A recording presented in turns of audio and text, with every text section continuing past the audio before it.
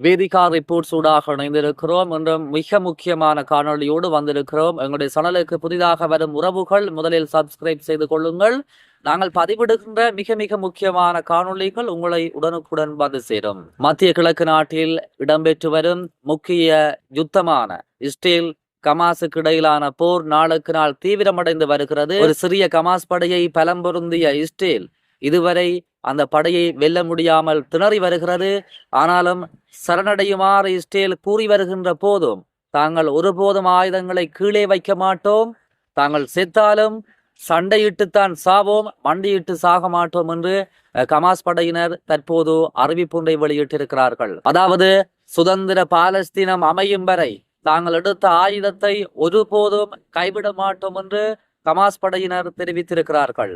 காசாவில் போரை முடிவுக்கு கொண்டு வருவதற்கான முக்கிய இஸ்ரேலிய கோரிக்கைக்கு கமாஸ் படையினர் இந்த அறிவிப்பை வெளியிட்டிருக்கிறார்கள். முன்னதாக காசா போரில் 60 நாட்கள் போர் நிறுத்தத்தை கொண்டு வருவதற்கும் பணைய கைதிகளை விடுவிப்பதற்குமான காசா மற்றும் இஸ்ரேலுக்கான ஒப்பந்தம் சில நாட்களுக்கு முன்பு முடிவின்றி இடைநிறுத்தப்பட்டிருந்தது. இந்த நிலையில் இஸ்ரேலால் கடுமையாக இராணுவ ரீதியாக பாதிக்கப்பட்ட கமாஸ் அமைப்பு ஒரு விடயத்தை தெரிவித்திருக்கிறது. ஜெருசலேமை தலைநகராக கொண்ட சுதந்திர பாலஸ்தீனியம் அமையும் வரை தாங்கள் ஒருபோதும் இந்த ஆயுதத்தை கைவிட மாட்டோம் என்று தெரிவித்திருக்கிறார்கள். மோதலை முடிவுக்கு கொண்டு வர வேண்டும் என்று சொன்னால் கமாஸ் படையினர் ஆயுதங்களை கைவிட்டு தங்களிடம் சரணடைய வேண்டும் என்ற ஒரு நிபந்தனையை இஸ்ரேல் கொண்டிருக்கிறது. ஆகவே இந்த நிபந்தனையால் தாங்கள் ஒருபோதும் சுதந்திர பாலஸ்தீனம் அமையும் வரை இந்த ஆயுதத்தை கைவிட மாட்டோம், ஆயுதத்தை கீழே வைக்க மாட்டோம், தொடர்ந்து போராடுவோம் என்று கமாஸ் படையினர் இஸ்ரேலுக்கு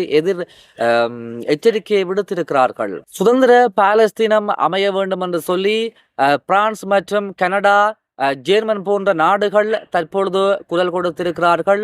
தாங்கள் சுதந்திர பாலஸ்தீனத்தை தனி நாடாக வருகின்ற நாட்களில் அறிவிப்போம். இஸ்ரேல் காசா மீது நடத்தும் மூர்க்கத்தனமான தாக்குதலை நிறுத்தாவிடு காசாவிற்கு உலக நாடுகள் அனுப்பி வைக்கும் உணவு வழங்கல்களை இஸ்ரேல் அனுமதிக்காவிடில் தாங்கள் வருகின்ற நாட்களில் பாலஸ்தீனத்தை தனி நாடாக அறிவிப்போம் என்று சொல்லி பிரான்ஸ், ஜெர்மன் போன்ற நாடுகள் தெரிவித்திருக்கின்றன. இதற்கு அமெரிக்கா, இஸ்ரேல் கடுமையான எதிர்ப்பை வெளியிட்டிருக்கிறது. பலஸ்தீனத்தை தனி நாடாக அங்கீகரிப்பது உலகத்தில் ஒரு பயங்கரவாத அச்சுறுத்தலை நிலைநிறுத்துவதற்கான ஒரு ஏற்பாடாக அமையும் என்று சொல்லி அமெரிக்கா கடுமையான எச்சரிக்கை விடுக்கப்பட்டிருந்த இந்த நிலையில்தான் இந்த பிரான்ஸ், ஜெர்மன் போன்ற நாடுகள் இந்த அறிவிப்பை வெளியிட்டிருக்கிறது. காசாவில் இனப்படுகொலையை நிறுத்துவதற்காக இஸ்ரேல் இந்த காசாவில் இடம்பெறும் போரை உடனடியாக நிறுத்த வேண்டும், இல்லை என்று சொன்னால் சுதந்திர பாலஸ்தீனம் அமைப்பதற்கு பாலஸ்தீனத்தை தனி நாடாக நாங்கள் அங்கீகரிப்போம் என்று தெரிவித்திருக்கிறார்கள். இவ்வாறு இவர்கள் பாலஸ்தீனத்தை தனி நாடாக அங்கீகரித்தால் அந்த மக்களுக்கு ஒரு விடிவு காலம் இதற்கு பிறகுதான் பிறக்கும் என்பதில் மாற்று கருத்தில்லை. இந்த நிலையில் தான் காசாவில் நேற்று இஸ்ரேல் படையில் நடத்திய கொடூர தாக்குதலில் 106 பேர் பரிதாபகரமாக கொல்லப்பட்டிருக்கிறார்கள். வான்வழி தாக்குதலை காசாவில் நேற்றும் இஸ்ரேல் மிக மூர்க்கத்தனமாக நடத்தி இருக்கிறது. இதில் 106 பேர் கொல்லப்பட்டிருக்கிறார்கள். நேற்றைய நாள் மிக கொடூரமான நாள் என்றும் நேற்று தாக்குதல் நடத்தப்பட்ட இடம் இரத்த களரியாக இருந்ததாகவும் அல் ஜசீரா செய்தி ஊடகம் செய்தி வெளியிட்டிருக்கிறது.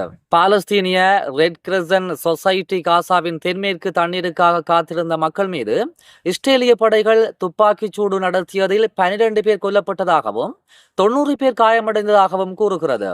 2 குழந்தைகள் மற்றும் ஒரு இளம் வயது நபர் பசியால் இறந்துள்ளதாகவும் தெரிவிக்கின்றது. இதுவரை காசாவில் நடைபெற்று வரும் போரில் காசாவில் உணவின்றி பசியால் இதுவரை 92 குழந்தைகள் உட்பட 162 பேர் இறந்திருக்கிறார்கள். தொடர்ந்து நேற்று காலை இஸ்ரேல் படையினர் நடத்திய தாக்குதலில் குறைந்தது 21 பேர் கொல்லப்பட்டிருக்கலாம் என்றும் கூறப்படுகிறது. காசா மீதான இஸ்ரேலின் போரில் குறைந்தது 60,332 பேர் கொல்லப்பட்டிருக்கிறார்கள். 1,47,643 பேர் காயமடைந்திருக்கிறார்கள். அதே போன்று அக்டோபர் 7 தாக்குதலின் போது இஸ்ரேலில் 1,139 பேர் கொல்லப்பட்டதாக 200க்கும் மேற்பட்டோர் சிறைப்பிடிக்கப்பட்டதாகவும் தெரிவிக்கப்படுகிறது.